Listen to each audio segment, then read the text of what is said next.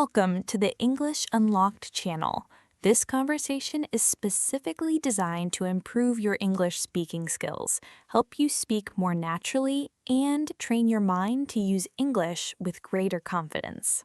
And today, we are going to stop translating. But first, here is something strange. Your brain should become a small English-speaking refrigerator. A refrigerator? Yes, a cold, quiet, English-speaking refrigerator.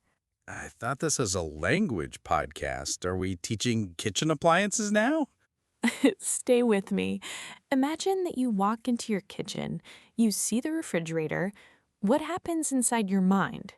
I think refrigerator. Exactly. You probably do not think this is a large electrical box that keeps food cold. No, that would be exhausting. And you probably do not translate its name from another language every time you see it. I just see it and know what it is. That is how thinking in English begins. You connect English directly to the object, action, feeling, or idea. So my brain needs to connect the real world directly to English. Exactly. The refrigerator was not the lesson. The connection was the lesson. All right. That is unusual, but it makes sense. Many learners believe thinking in English is an advanced skill.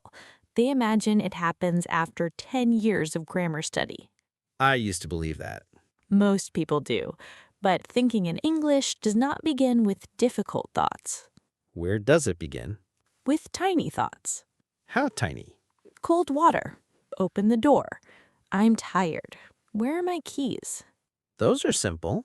They need to be simple. Your first goal is not to become a philosopher in English. What is the meaning of existence? Not yet. First, find your keys. Fair enough. Today, I want to tell you about one person. Someone who learned to think in English. Yes, her name is not important. What matters is what happened inside her mind. Tell me. Let us call her Mina. All right. Mina was 27. She had studied English for 6 years. 6 years is a long time. She knew grammar rules. She could explain the present perfect. She understood the difference between few and a few. Her test scores were excellent. So she spoke English fluently. No, Why not? because every English sentence had to pass through a crowded translation office inside her head. A translation office. Picture it. Someone asked her a question in English. First, her brain translated the question into her native language. Then, she created an answer in her native language. Then, she searched for English words. Then, she checked the grammar. Then, she worried about pronunciation. That sounds like 5 different jobs. It felt like 5 different jobs. Meanwhile, the other person was waiting. And the silence became uncomfortable. Very uncomfortable. What happened to Mina? One evening, she attended a small international event. The room was bright and busy. Glasses touched, chairs moved, people laughed in different languages. I can see it. Mina stood near a table, holding a cup of tea with both hands. She was trying to look calm. But she was nervous. Extremely nervous. Then a friendly woman walked toward her and asked, "How do you know the host?" That is not a difficult question. No, Mina understood every word. What did she say? Nothing. Nothing? Her mind became loud. How do I say it? Should I use the past tense? Do I say I know her from university or I knew her at university? Is host a man or a woman? Should I explain the whole story? Question, translation, grammar, correction, fear. Exactly. After several painful seconds, Mina said, "We are together university before." Ouch. The woman smiled kindly, but Mina saw confusion in her eyes. That must have hurt. It did. Mina's face became hot. Her hands tightened around the cup. She wanted to disappear. I think many learners know that feeling. The painful part was not that Mina knew no English. She knew the sentence. She could have said, "We went to university together." Exactly. That sentence was already inside her. But it was trapped behind a slow process. So, knowledge was not the problem. Access was the problem. That is an important difference. Mina went home early. On the bus, she looked at the dark window and saw her reflection. What was she thinking? She had studied for 6 years, and she still cannot answer one simple question. That can destroy your confidence. She felt ashamed. Then the shame turned into anger. Anger at herself? At first, yes. Then she became angry at her learning method. What had she been doing? She had been collecting English like information, word lists, grammar charts, rules, exercises, but she had not been using English as a living mental system. So she knew about English, but she did not live through English. Exactly. What did she do next? That night, Mina made a decision. For 30 days, she would stop trying to think complex thoughts in English. That sounds like moving backward. It looked like moving backward. In reality, it was the first step forward. What was her plan? She called it the small world method. What does that mean? She did not try to make her whole life English. She chose one small part of her day. Which part? Her morning routine. Why mornings? Because mornings are repetitive. She woke up, turned off the alarm, opened the curtains, brushed her teeth, made coffee, and prepared for work. The same actions every day. Exactly. Repetition gave her brain a safe training ground. What did she say? On the first morning, she opened her eyes and thought, "I'm awake." Very simple. Then, "It's 7 o'clock." Simple again. Turn off the alarm. Open the curtains. The sky is gray. I need water. No translation? She tried not to translate. She connected the English directly to the moment. But how could she stop her first language from appearing? She could not always stop it. Then was she failing? No, this is where many learners make a serious mistake. What mistake? They treat translation like an enemy that must disappear immediately. Isn't that the goal? The goal is to need translation less, but fighting every translated thought creates more pressure. So, what should we do when translation appears? Notice it, then gently return to English. Without becoming frustrated? Exactly. Imagine teaching a child to ride a bicycle. You do not shout every time the bicycle moves slightly to one side. You help the child find balance again. Thinking in English is mental balance. At first, you move between two languages. With practice, you stay in English longer. That makes more realistic. Mina's first morning English session lasted 3 minutes. Only 3? Only 3. I expected 30 minutes. 30 minutes would have exhausted her. Remember, she was training speed and connection, not testing endurance. What happened on day 2? She repeated the same simple phrases. Wasn't that boring? A little, but repetition was building automatic pathways. Like a road becoming clearer every time you travel on it. Exactly. At first, the road is covered by grass. You walk slowly, then you walk the same path again. The grass becomes flat. Eventually, the path feels natural. So repetition is not a sign that we are learning nothing. Repetition is how the brain learns what to make automatic. What did Mina add next? After 4 days, she added her breakfast. What kind of thoughts? The coffee is hot. This bread is fresh. I need a spoon. There's no milk. I'm not very hungry. Again, she connected English to real objects and sensations. Yes, heat, taste, color, movement, smell. The more senses she used, the stronger the connection became. So instead of seeing coffee, translating the word, and then saying coffee, I should look at it and think hot coffee. Right. Touch the cup and think it's warm. Smell it and think it smells strong. Take a sip and think it's bitter. That makes English part of the experience.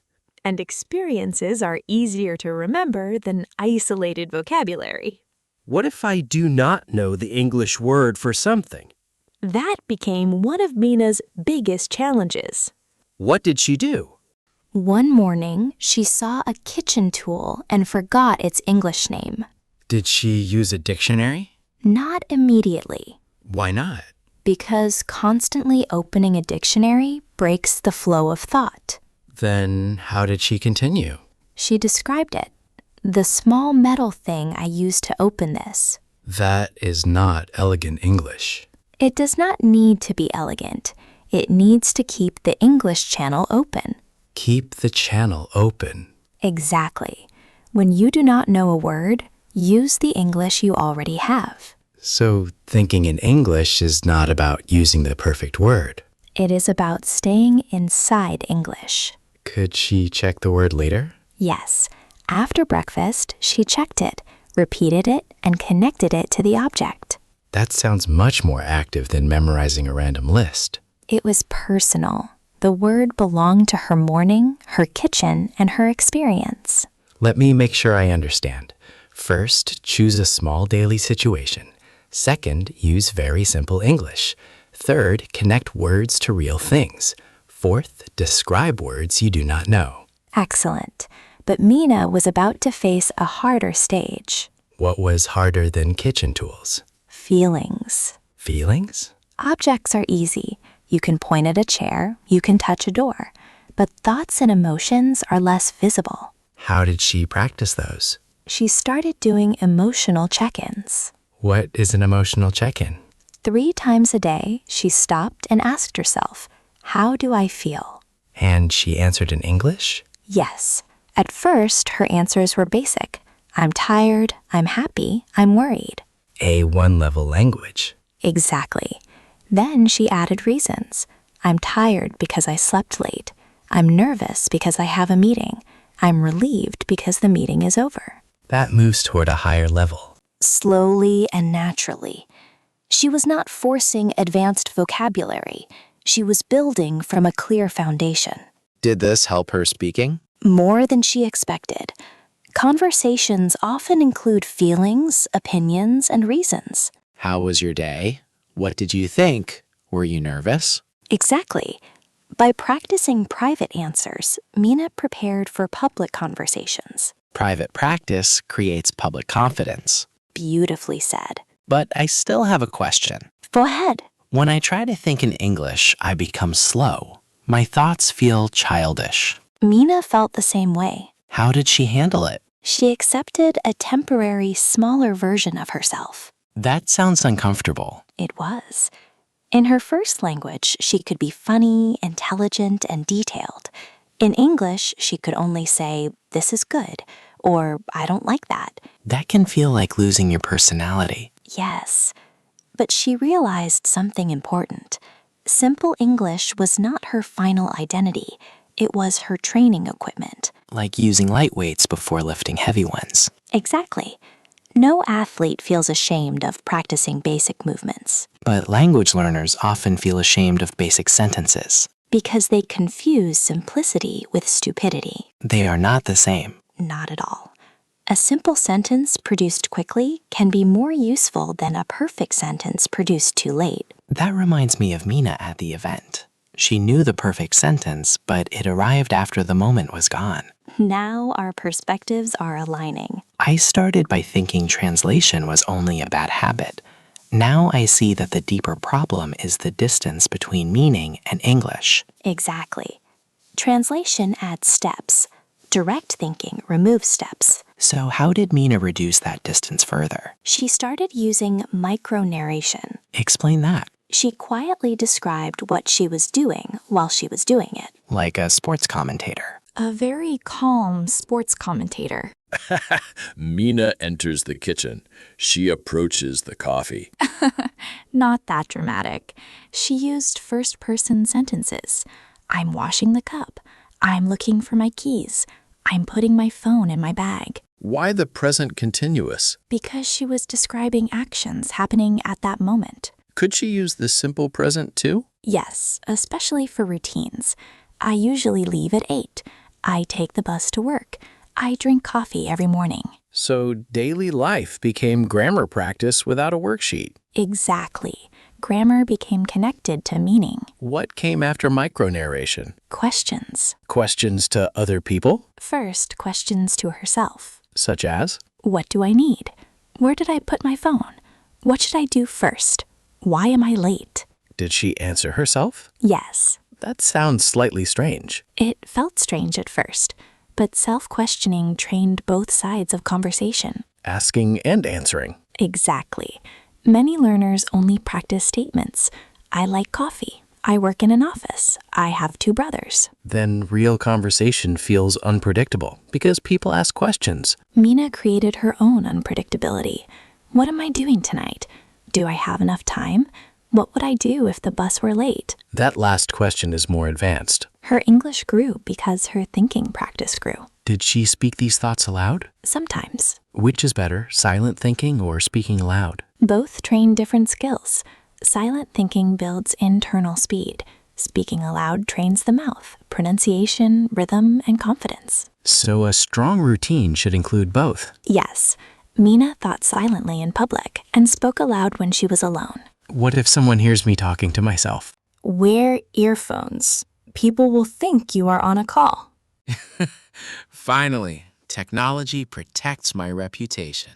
Mina also used a 1-minute speaking challenge. How did it work? She chose one simple topic and spoke for 60 seconds without stopping. What topics?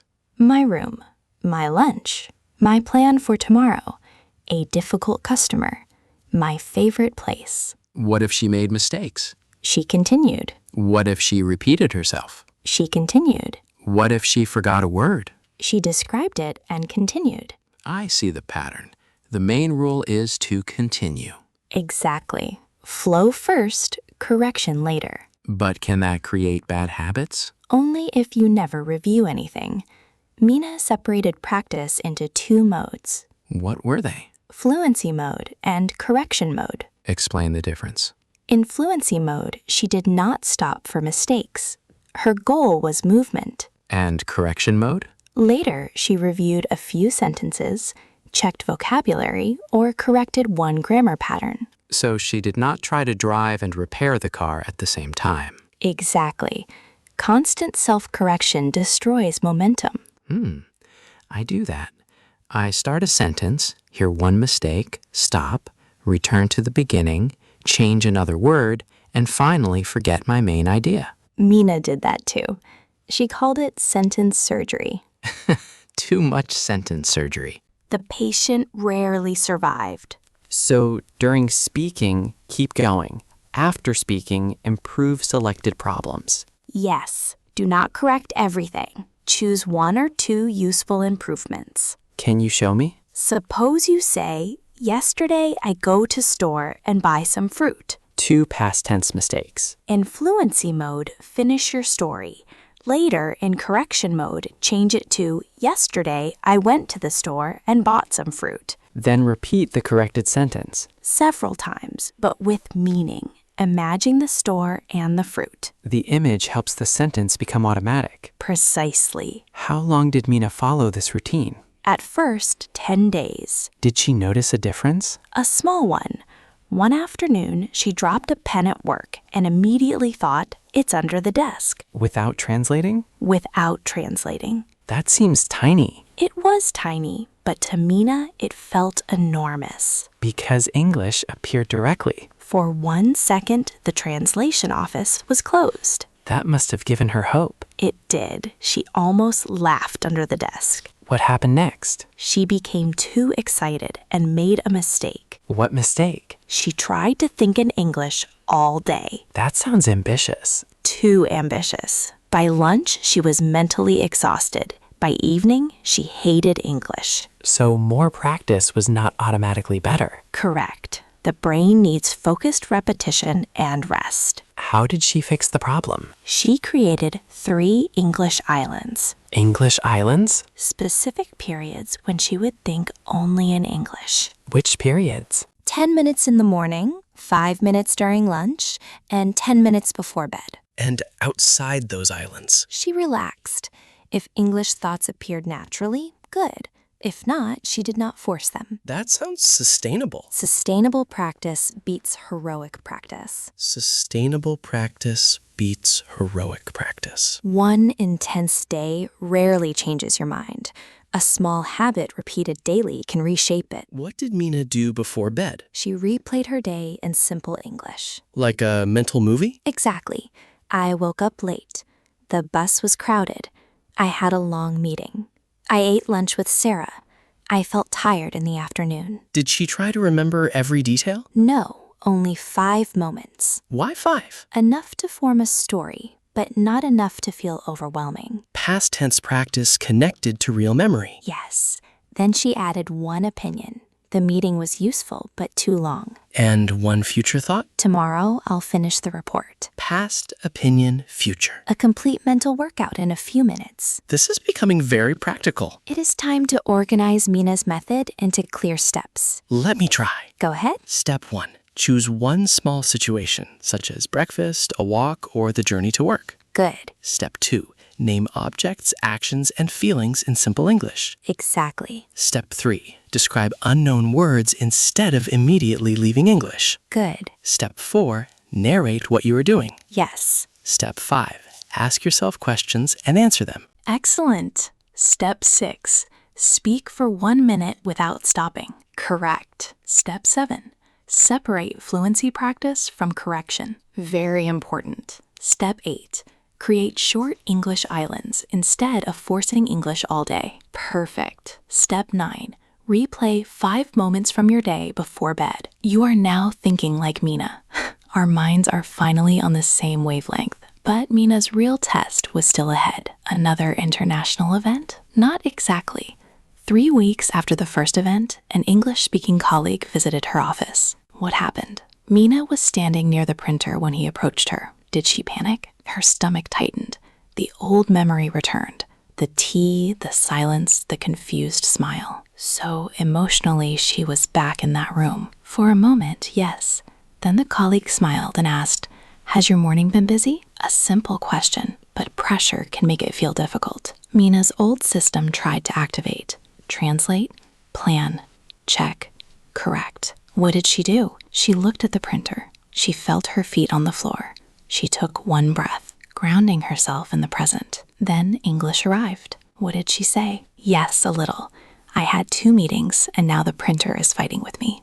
That is natural and funny. The colleague laughed and said, "Printers always win." The conversation continued. No mind feels free under that pressure. So the answer is not to push harder inside the old system. The answer is to train a new system. Direct connection, Simple thoughts. real experiences, Daily repetition. continued movement. Let us give the listener a 7-day challenge. Something simple enough to begin today. Day 1. Choose 5 objects around you. Look at each object and say its English name. Add 1 detail. Black phone, wooden chair, cold water. Day 2. Describe 5 actions while doing them. I'm opening the window. I'm washing my hands. I'm looking for my wallet. Day 3. Check your feelings 3 times. I'm calm. I'm hungry. I'm worried because I have a deadline. Day 4. Ask yourself 5 questions. What do I need? Where am I going? What should I do next? Day 5. Speak for 1 minute about your day. Do not stop. Use easy words. Describe missing vocabulary. Day 6. Create a 10-minute English island. No translation apps during those 10 minutes. Stay with the English you already know. Day 7. Tell the story of 5 moments from your week. Add one feeling, one opinion, and one future plan. Then repeat the challenge next week with slightly richer language. Not dramatically harder, slightly richer. Instead of the food was good, say the food was fresh and surprisingly spicy. Instead of I was tired, say I felt exhausted after the meeting. Growth should stretch you, not crush you. What about listening practice? Very important. You need natural English patterns inside your mind. How should we listen? Choose short, understandable audio. Listen to one sentence, pause, repeat it, then change one part. Example? No mind feels free under that pressure. So the answer is not to push harder inside the old system. The answer is to train a new system. Direct connection. Simple thoughts. Real experiences. Daily repetition. Continued movement. A beat rhythm returns. Let us give the listener a 7-day challenge. Something simple enough to begin today. Day 1. Choose 5 objects around you. Look at each object and say its English name. Add one detail.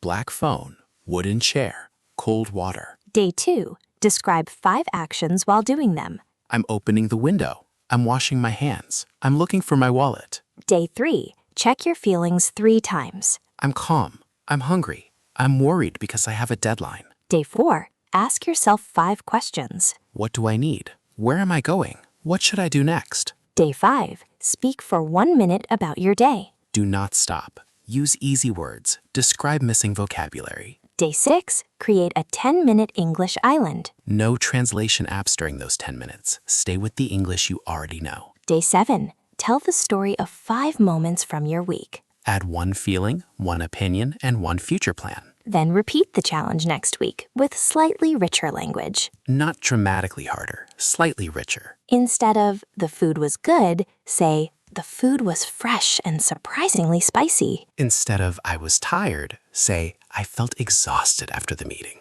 Growth should stretch you, not crush you. What about listening practice? Very important. You need natural English patterns inside your mind. How should we listen? Choose short, understandable audio. Listen to one sentence, pause, repeat it, then change one part. Example. I usually go for a walk after dinner. I usually read a book after dinner. Or I sometimes go for a walk before breakfast. So we borrow the structure, but make it personal. That helps the pattern become usable, not merely recognizable. Can shadowing help? Yes. Shadowing means speaking with or immediately after the audio. Should beginners copy long podcast sections? No. Start with one short sentence. Focus on rhythm and stress? Exactly. Do not only copy the words, copy the music. What are you doing this weekend? Now naturally. What are you doing this weekend? Much better. Natural rhythm helps sentences feel like complete units. Then the brain can retrieve the whole pattern faster. Yes. Instead of building every sentence word by word, you begin using chunks. Such as, at the moment, to be honest, I'm not sure, and the good thing is. Those chunks are mental shortcuts. Translation becomes less necessary because you already possess ready-made English paths. Exactly. I think I understand the full journey now. Describe it. At the beginning, Mina believed her silence meant she was bad at English. Yes. Then she discovered that her real problem was not knowledge, it was a slow mental process. Correct. She stopped demanding complex English from herself and began with tiny direct thoughts. Yes. She connected English to objects, senses, actions, feelings, questions, and memories. Keep going. She learned to continue without the perfect word, separated fluency from correction, and built short English islands. And finally, when a real conversation arrived, she did not perform a memorized speech. She responded to the real moment. That is thinking in English. Not an empty mind with no first language. Not perfect grammar every second. Not knowing every word. It is the ability to connect meaning directly to the English you already have. And to keep moving. Let us finish where we began, With the refrigerator? With the refrigerator. All right. Tomorrow morning, walk into your kitchen. Look at one object. Do not translate a long definition. Simply name it. Then add one detail. White refrigerator. Add an action. I'm opening the refrigerator. Add a need. I need some milk. Add a problem. There is no milk. Add an emotion. That is disappointing. A complete English experience created from one refrigerator. That is how the new pathway begins. Not with a giant leap, but with one direct thought. Then another. Then another. Until English no longer feels like a school subject standing outside your life. It becomes a quiet voice inside your day. The day may come when someone asks you a question in English, and you answer naturally. You may not notice anything special at first. Then, a few seconds later, you will realize something. You did not translate. You did not freeze. You did not ask your mind for permission. You simply understood and responded. In that moment, do not say, it was only one sentence. Because it was never only one sentence. It was evidence. Evidence that your brain is changing. Evidence that the path is becoming clear. Evidence that English is no longer trapped inside books, lessons, and grammar charts. It is alive. It belongs to your mornings, Your work. your feelings, Your feelings. your memories. Your voice. You do not need to wait until you are fluent to think in English. You think in English to become fluent. Start small. Stay simple. Connect English to real life. Describe what you cannot name. Practice flow before perfection. Do it a few minutes every day. And when translation returns, do not fight yourself. Take one breath. Look at the world around you. Choose one thing. And begin again in English. Your mind does not change through one perfect lesson. It changes through thousands of small moments in which you choose a new path. One object. One action. One feeling. One direct thought. That is enough to begin. And once you begin, English is no longer only something you study. It becomes somewhere your mind can live.